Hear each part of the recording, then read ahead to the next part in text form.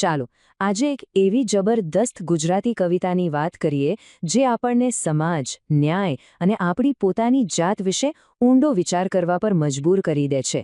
આ કવિતા છે નિરંજન ભગતની પથ્થર થર થર ધ્રુજે. તો સીધા કવિતાની પહેલી જ લાઈન પર આવીએ. જરા વિચારો તો, પથ્થર થર થર ધ્રુજે. એક પથ્થર જે નિર્જીવ છે, કઠોર છે, એ ધ્રુજી રહ્યો છે. આવું તો કઈ રીતે બને? કવિએ શરૂઆતમાં જ આપણી સામે એક મોટો સવાલ મૂકી દીધો છે.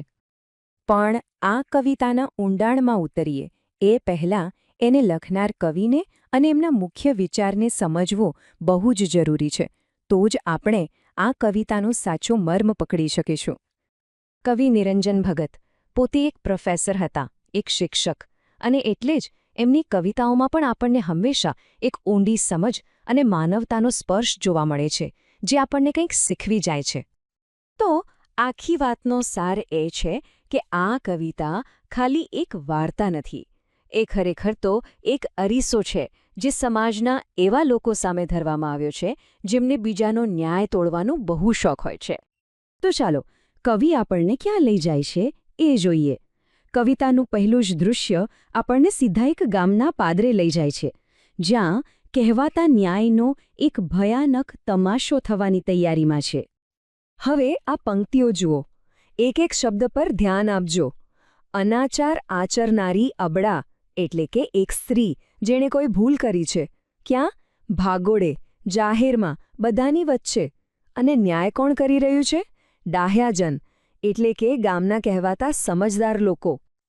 અહીંયા કુલટા શબ્દ વપરાયો છે.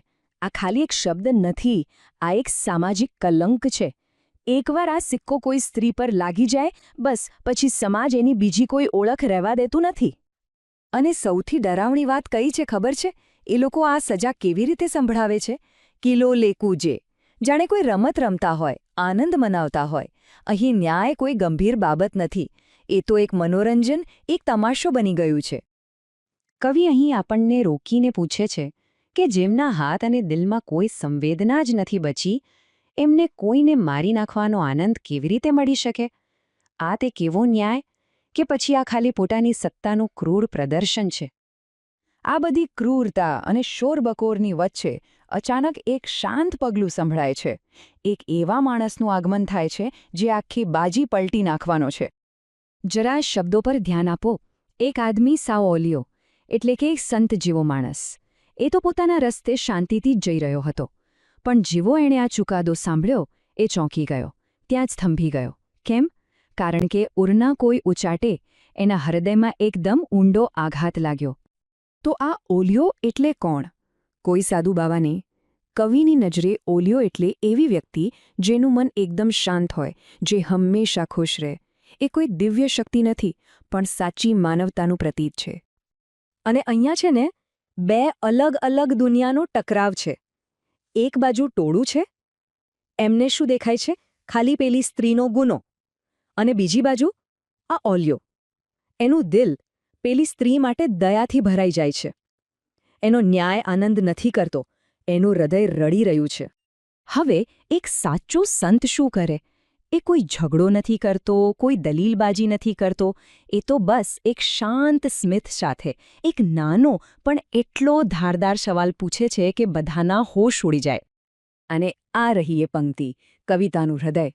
જેણે પાપ કર્યું ના એકે, તે પથ્થર પહેલો ફેંકે. બસ આ એક વાક્યમાં સંતે આખા ટોળાના હાથમાં જે પથ્થર હતા ને, એને એમના જ દિલ તરફ વાળી દીધા. અને એની અસર જાદુ જેવી.